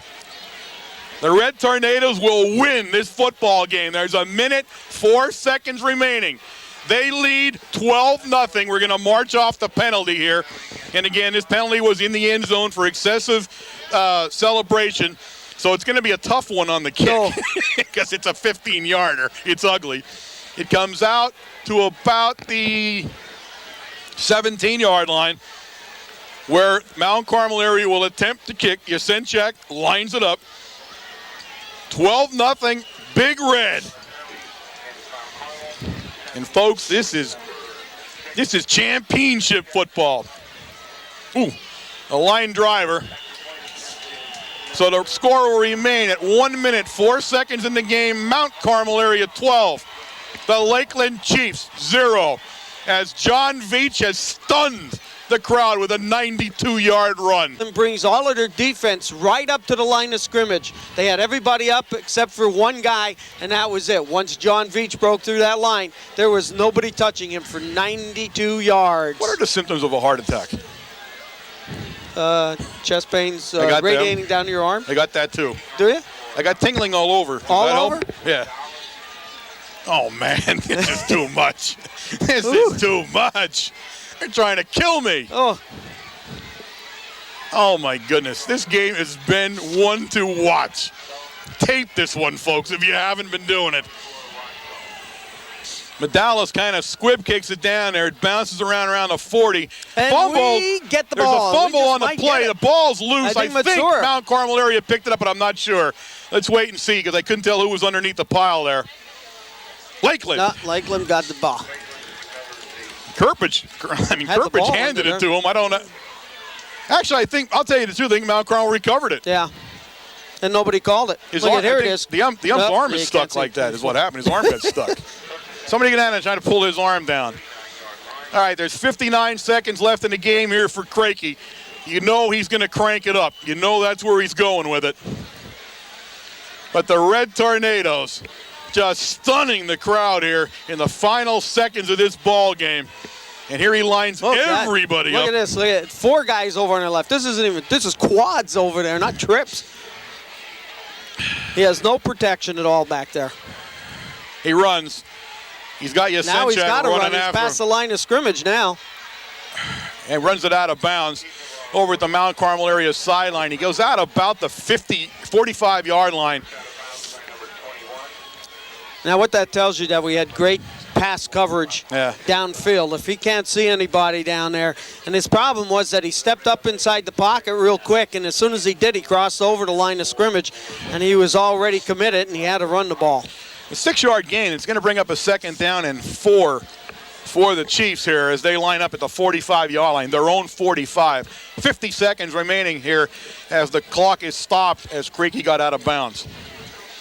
The Lakeland fans beginning to file out of the stands here. Now, they've been a great group, really have been. Very nice people. Their stat people gave us everything we needed to do tonight. Very nice people. As Creaky's in that shotgun now, and he's got him lined up this time to the other side. And he lets it loose. He's got Walsh go deep, but he's got Veach there with him. And Veach breaks up the pass intended for Washko down around the 20-yard line. Then we'll bring up a 3rd down and 4 now for the Chiefs as Veach has played excellent defensive football. And we haven't even had a chance to talk about that because his stats tonight, folks, are going to be staggering on offense. I would love to see offensively. He had 117 yards in that first half. And we had seen what he did at the beginning of the second half, coming out in the third quarter and just moved the ball all the way down the field. And then all of a sudden you tack on 92 yards on top of all of that. The Chiefs played a whale of a football game. I mean, they truly played a whale of a football game. They could not dent the end zone, and that was the telling sign. They were down 5-6 times, but they could not. And then on the 6-inch line, with less than 2 minutes to go, they get turned away on a 4th down play. And Crakey's going to go down this time, and he goes down for a loss on the play. On the field, too, so that should just about 33 run out seconds the clock. and counting. The loss on the play takes it back down. It's going to bring up a 4th down and about 6 now. You know, 2-yard loss on it. As the Red Tornadoes, they can taste it, ladies and gentlemen. 21 seconds and counting. The Chiefs in no hurry now to do anything. They are not going to run another play, or they're going to have to. Wait, they're going to have to do one more here. They have to. 10 seconds, 9. As Crakey lines that quad line up to the other side now, and he looks around. And he throws it out there to Rogowski. And Rogowski's going to run around a little bit and be put down hard. And that's it. Ladies and gentlemen, the Mount Carmel area Red Tornadoes have won the AA quarterfinal game. Will move to the Eastern Final next Friday night right here at Kemp Memorial Stadium. And boy, I'll tell you what, if it's half as good as this one, I won't make it through it. Don't you think? No, I will not make it through it. Well, I'll tell you what, everything that we've seen and heard about Crakey coming onto this field, that, he would pass the ball. He did. I'll tell you what, between Cuff and Ziegler put that much pressure on any other quarterback during the season. By the end of the game, they were walking off with their head down because they wouldn't be able to handle it. Crakey was throwing the ball. It was unbelievable. I just couldn't believe the number of times that he did release that ball and made the reception. Crakey's a superior talk about defensive line play. Yeah. The defensive line play tonight, again, stepped up and took the challenge on of Crakey and did everything they needed to do to shut him down. And they did tonight. Even though they were inside the red zone a number of times, they did shut Crakey down. 6-inch line, what more can you say than Crakey trying to take it over on the 6-inch line? And they stood him up. Between Brown, Swank, and Booker down there, they stood him straight up in the air, and he could not get over. One of the greatest defensive stands you're ever going to remember in Mount Carmel history. It was right there on the goal line, on the 6-inch line. Unbelievable. Good game, guys. Good game. It's just unbelievable. You cannot say enough about this effort. Both teams played fabulous football. Both teams came out and gave everything they had to win this football game. Both of them deserve credit. It was a fabulous football game. I mean, it's a shame somebody walks off of here a loser. It really is. The Lakeland Chiefs, great season. It ends here. It will end here at 12-1. They're done for the year now, and that's the way it works in the PIAA. When you're heading to Hershey, you only get one shot at it. We will be looking forward to Friday night. I can't even describe what's happened in this game so far. I just can't. It's been such a spectacular performance. There must have been 15 or 20 great plays, scattered among the really good plays. The defensive stand will stand in Mount Carmel area fans' memory for quite some time to come. I do not remember anything like that in the last few years where we actually did that. It was crunch time. When you really stopped to think about it, there was only, I think, 2 minutes and 4 seconds left in the game at that point in time. And I'll tell you what, I don't know what Babinski said when he went out there, but they had to stop Crakey. We'll be looking forward on Friday night here coming up, of course. We're going to be playing either Marian Catholic, an old foe of ours, one we know all too well, and of course Stan Dukoski and his group, or DeLone Catholic. At this time, of course, you already know that. We're talking to you live on a Friday night, so I don't know what that ending score was. Marian was winning, in fact. What we heard, you'll know what it is. But if you weren't here, you just missed the atmosphere that you can't find anywhere else in a football game. It was just unbelievable. Just a great football game on both sides of the ball. Everybody put it all out. Everybody left it on the field there. Thank you. Just a great game. And again, the Lakeland Chief people, absolute class people all the way around. Coaching staff, players, the people in front of us here. Just a great game. They were involved all the way to the end. It's just a shame, again, somebody leaves a game like this a loser, but I'm glad we're the winners today. I'm going to be glad. I'm glad for that. Guys, there's not a whole lot more we can talk about. I'm wore out. Honest to God, I almost fell out of this thing twice. Well, I'll tell you what, we were on edge the whole night. Oh, man. You know what I mean? Every time Crakey would take a snap back there, you knew he was deadly. You knew he could do just about anything possible from his quarterback position. And I think he did it tonight. Yeah. I think he did just everything that he could possibly do, but still came up short. And, of course, we have the John Veach on our side. Yeah. That makes the big difference. John Veach, phenomenal. I mean, great night. I don't know the final stats, but my goodness, he's close to 300 yards. Yeah. He's very close, if not over 300 yards, folks. It's just been a fabulous game for him on offense and defense. Everybody played their heart out. Everybody did what they needed to do in crunch time. And this was everything it was built up to be. We heard it, we knew it, we saw it coming, and it was. It's just great to be here. You can't find a better time than a football game between two great schools, two great traditions. And again, we'll look forward to Friday night. Remember, Thursday night tomorrow, Supper Club. You got to be there now. Especially after this game. You got to be there to hear this one.